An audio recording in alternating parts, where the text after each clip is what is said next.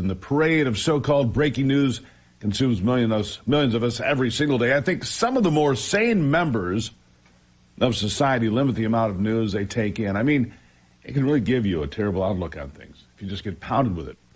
I mean, there are now 2 wars, and we are pretty much paying for both of them. And while the one in Ukraine seems to be a stalemate of sorts, the war in Gaza looks like it could go out of control and spread like a wildfire at any moment.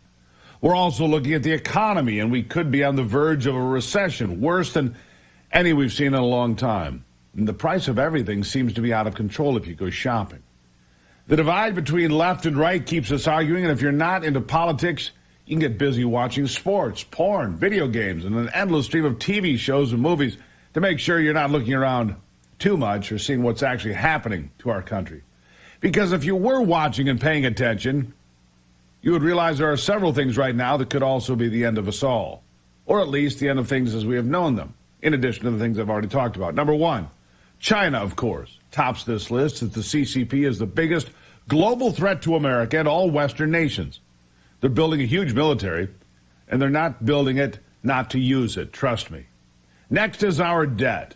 We owe so much money that so many people are owed that we may never dig ourselves out of what this hole looks like, not without making things a whole lot worse. And it was one of the failures of ancient Rome, fiscally reckless policies that lead to bankruptcy. We're blowing money so fast and so frivolously, it's mind-boggling. Which brings me to number 3 today.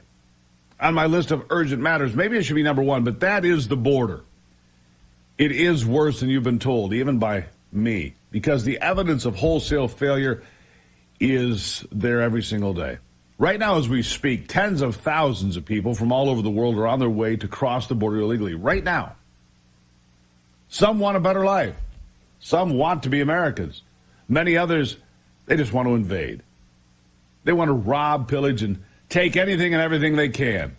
Others quite simply want to destroy this country, the country they call the Great Satan, and they will sacrifice their own lives to make it happen. I mean, the terrorist attacks are coming. It's not a matter of whether it will happen. It's a matter of when and where.